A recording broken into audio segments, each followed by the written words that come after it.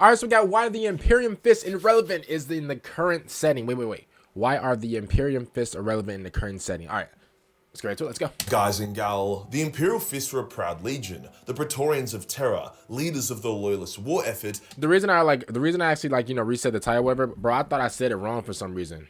I don't know. And the sons of Rogal Dorn. All right. They were legendary during the Great Crusade and Horus Heresy. Their will was unbreakable and they held back the darkness, spawning heroes like Sigismund. So why in M42 do they seem to be almost completely irrelevant and borderline useless? Why are they completely outshone by their successor chapters like the Black Templars? What is even the name of their chapter master? Something must have happened to trigger. Yeah, yo, that's true. I don't even know the name of like their chapter master. Like, I'm gonna be honest with you, I actually just now kind of got into the Imperium Fist or whatever. And I just now got into the Imperium Fist. I'm starting to learn more about the Tau. Who else am I learning more about? And I'm learning more about like the Sisters of Battle or whatever. Them, the people the girls that be close to the Emperor. Fall from grace, and today we'll discover what it is. Before we get started, Christmas can be a stressful time. It can. You want to get good gifts for your friends and family without blowing out your bank account. So our part. Man, Yo, listen, I spent more than I wanted to in Christmas, but listen, we're past that. With Manscaped today to show you a fantastic option for incredible. Why the Imperial Fist seem almost entirely absent from the setting in any meaningful capacity, relegated to the sidelines like the Iron Hands and given next to no love in the lore. Let's get into it. All right, let's go. Let's get into it. Let's go, man. Okay, so like most answers to complicated questions, there's a few reasons, both in lore and out of lore. Games Workshop makes the lore to sell the models. They don't make the models to sell the lore. The Ultramarines are the poster boys of— Wait, run that back. What did he just say? Wait, hold up. Give me 1 second. Games Workshop makes the lore to sell the models. They don't make the models to sell the lore. I mean, I'm gonna be honest with you. The vibe that I got, I mean, he's not wrong, bro. He's not wrong, bro. Games Workshop, bro, they really, hey, man, they care about that bag. Hey, and I'm gonna be honest with you, like, there's nothing really wrong with, like, you know, going after the money and whatever. There's nothing wrong with that in my eyes, but it just gets to a point to where, like, you know, some gaming companies, man, we've seen that happen. And obviously Games Workshop, it's not just a strictly like video game thing. It's video game, it's tabletop thing as well. And man, I did hear from a lot of the from the audience that, bro, Games Workshop, bro, this is what I heard, that they're kind of grimy. This is what I heard. I'm not like, I'm not making this up or whatever. I heard from even content creators that said that Games Workshop, bro, or GW, it's very grimy, bro, and they strictly just go after the money. They don't care about the lore. They would just make anything up and just put it in without, like, like sometimes they were like contradict themselves, because like, they're just trying to, like, get more, I guess, reach, to sell more things. Yeah, I heard a lot of things about Games Workshop, bro. And this is just from you guys. This is from other content creators. So like I said before, bro, like chasing the money isn't really a bad thing, especially if you're like a big, video game, not even specifically video games, whatever. I know Games Workshop, they're tapped into gaming. Obviously, they got a Space Marine gaming series. They got they got a tabletop series, and like Games Workshop is technically like a gaming like studio, whatever. But if I'm just keeping it real, bro, like we've seen. I won't even say. Listen, I'm not going to sit here and say like these, like, big gaming, like, companies or whatever that went strictly for the money. And this is why they're at their demise now. This is why they're at their lowest right now. I'm not going to say it, but we all know. Well, listen, we can count on our fingers the amount of gaming companies that legit, all they do is just look at dollar signs. And we've seen their game go from here just plummeting down. We know. There's some games, bro. There's even a specific sports game that a lot of people used to play back then, including me. Basketball. Yeah, you know what I'm talking about. Yeah, that game. Just fell from grace. The Ultramarines are the poster boys of Warhammer 40k, mostly because blue is a really easy paint to work with. It has good pigment, it's vibrant, and you don't need particularly impressive techniques or brush. Wait, really? Okay, wait. I did not know that. So,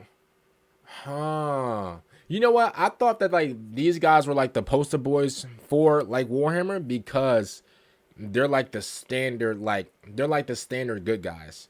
You get what I'm saying? Because like you can sell a villain, but like the villain has to be a part of like a great hero. You get what I'm saying? So like the only villains that I know that can really sell is like Venom from Spider-Man. You get what I'm saying? Like Spider-Man is obviously a great superhero, whatever. But whenever you have Venom, like they kind of match whenever it comes to like, you know, just greatness or TV presence. You get what I'm saying? Or Batman and Joker. Batman and Joker, that's a classic. Joker has like his own movie or whatever. But like you get what I'm saying? Like they both like seeing them both on the screen will go crazy. You get what I'm saying? So at the end of the day, I just feel like you can sell like a villain like presence or whatever, but it is like most likely great if you sell like the standard good guy or like the poster boy good guy. It's kind of like John Cena in WWE. Like he's always gonna like, you know, pull those numbers and stuff like that. Obviously John Cena is my favorite, you know, wrestler since I was a kid. But yeah, like you get what I'm saying? Like the picture perfect superhero or like the picture perfect like good guy, whatever, they're always gonna like, you know, pull people in. And like you said before, blue is like a recognizable, like, you know, color, and people are most likely gonna remember the Ultramarines rather than like the Tau or something like that. You get what I'm saying? Control to make an Ultramarine That makes sense. good. The White Scars, on the other hand, boy oh boy, if you don't know how to paint Warhammer, then your bike-humping space Mongolians are going to look like dog shit. In a similar vein to this, yellow is also a terrible color to paint with. It requires a number of thin coats or an airbrush just to build up a decent base layer. It is not a beginner-friendly paint, thus not a huge amount of people play with Imperial Fists in modern 40k. This is further evidenced by them having near fuck all unique models. You gotta follow the money. Now yes, they are the loyalist poster boys for Horus Heresy, however that is because their role in the Horus Heresy was too big to ignore, and people who play Horus Heresy likely are more advanced painters than standard 40k painters, so yellow isn't as hectic to work with for them. Plus yellow contrasts better with sea green than blue does. Anyway, that is the I mean, yellow is overall like a pleasing color to the eye if you think about it. Like yellow has like, it's such a bright color, but at the same time it's bright and like, I don't know, it has like that twinkle to it. Like, I think yellow is like the most appeasing color to like the human eye, I think. Corporate reason why modern 40k Imperial Fists seem to have fucked off. But let's now check out the more interesting in-law reasons. One aspect of the Imperial Fist's apparent absence from the setting is due to the fact that they were such a massive part of the Horus Heresy. The Siege of Terra, Battle of Fal, Pharos, and many other conflicts involved the Imperial Fist. They were probably the largest loyalist legion due to a mass recruitment push from Terra itself during the Heresy, especially after the Ultramarines got fucked hard on Calv. So they went from being massive to tiny, which is jarring. Legions like the Iron Hands, Raven Guard, and Salamanders aren't super present in the current setting either, but neither were they in the Horus Heresy due to the Isfahan Dropsite Massacre, so it's to be expected. However, even with that said, it feels like these shattered legions are more present than the— Yo, that Isfahan Dropside Massacre, whatever, isn't that whenever Vulcan got hit, you know, when he got hit with the, you know, with the Moab? Isn't that what happened, y'all? I think it is. Imperial Fist in the current setting, with the Raven Guard being heavily involved in the wars against the Tau, whilst the Salamanders make a good showing of themselves. But yeah, I don't know about the Iron Hands. The point being, the absence of the Imperial Fist is felt very keenly due to how present they used to be. Now for a more concrete in-law reason.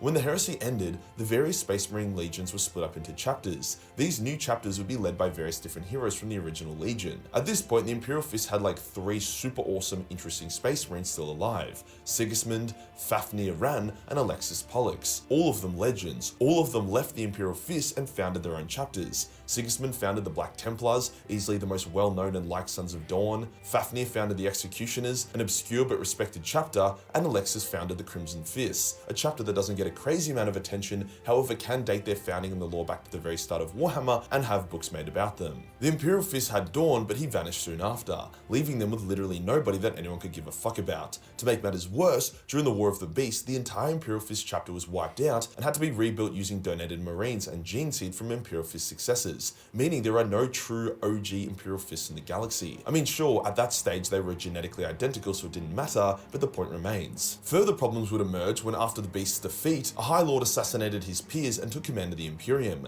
leading as a tyrant. This led the few remaining Imperial Fists back to Terra to destroy him, and in the process, nearly all of them died once again. So you have a legion that was reduced to 1,000 Marines, had all their cool characters removed, and then were exterminated and rebuilt, and then smacked again. Damn, bro, they're like the, yo, they're like the Charlotte Hornets out here, yo.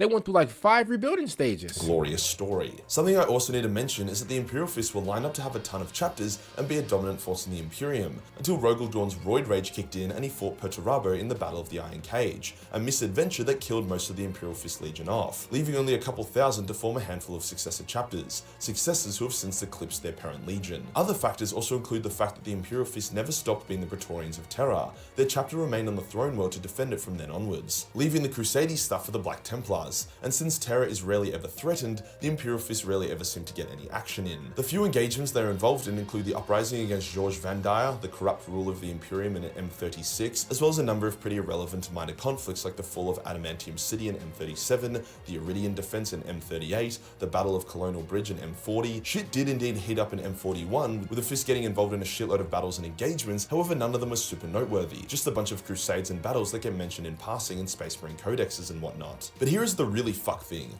Until recently, the chapter master of the Imperial Fist was Vaughn Hagen. Bet you haven't heard of him, as he was killed during the opening of the Great Rift, when chaotic forces flooded the Sol system. He was succeeded by Gregor Desan, the new chapter master of the Imperial Fist, who I bet you also still haven't heard of. And that's not your fault. He's quite literally only been mentioned like once in the lore. In fact, the only unique up-to-date model the Imperial Fist have is Tor Garadon, captain of the 3rd Company. Have I seen him before? Yo, does everybody like... Yo, what's his name? Lord Calgary. Don't Lord Calgary got the same cut?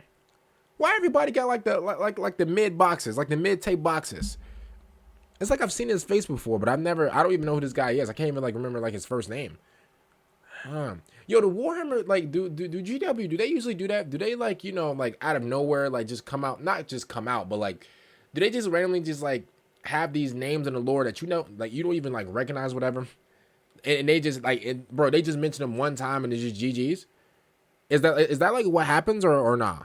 Because I'm gonna be honest with you, bro. Those last 2 names Majorkill just said, bro, I don't even know, bro. I don't know them from like a grain of rice. They also have a super old model for Darnath Lysander, captain of the 1st Company, but that model looks older than the guy that peeks at my local kindergarten through a telescope. But yeah, the last 2 chapter masters of the Imperial Fist have fuck all lore and 0 models, which is wild to me. The only others in that situation are the Iron Hands and the White Scars. Now, the Imperial Fist did get pretty involved during the 13th Black Crusade. The Phalanx was invaded due to Warp Spaghetti, causing the Imperial Fist to venture to Cadia and lend their aid. After this, they did return to Terra to protect it, getting reinforced with Primaris Marines. Now, if you do look at their current war zones, they are busy little bees, buzz, defending, invading, or clapping a dozen different enemies, and I'm sure there is some solid lore interwoven there, but it just looks like a ChatGPT list, where you say, hey, generate me a bunch of cool sounding battles and war zones. I haven't seen anything actually particularly dope, like the Dark Angels' recent battle with Vashdor and Angron, or the Blood Angels taking on the Tyranids during the devastation of Baal. Even the War for Vigilus, in which the Ultramarines took on Abaddon directly, seems a lot cooler than all of these. The Imperial Fist were supposed to be the exemplars of the Imperium, but at the moment, they're just as irrelevant as the Iron Hands. Yeah,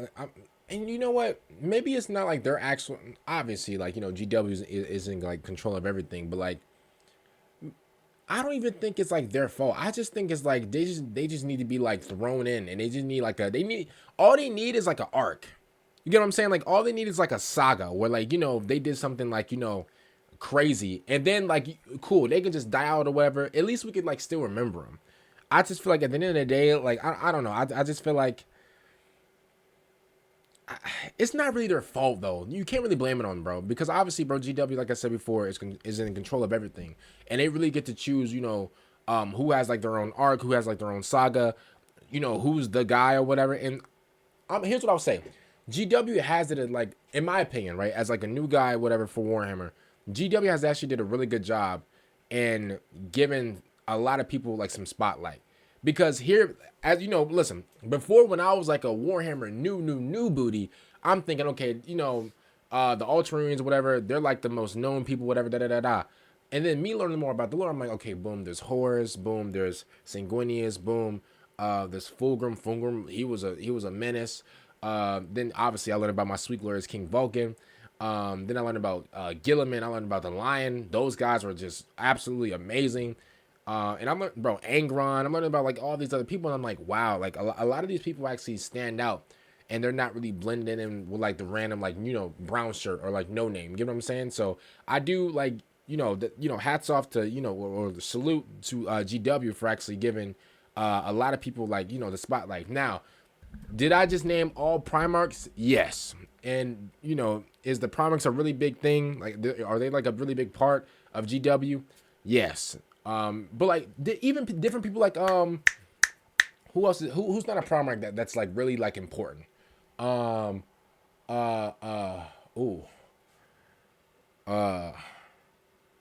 Hold up, yo, I can think. Hold up. Yo, what about that general? The general with Frank? No, Franz or something like that. Franz somebody, whatever. Yo, he used to lie a bunch of times or whatever. He basically lied his way through life. He's really important, I think. He's really important. Yo, the dude who oh, what was his name? His name was like John, something like that. He had something to do with my sweet glorious King Vulcan. He was really important as well. Yo, and there's like a bunch of other people. The Iron Hands are super fucking irrelevant. As a side note, the Imperial Fist gene seed has also degraded quite significantly.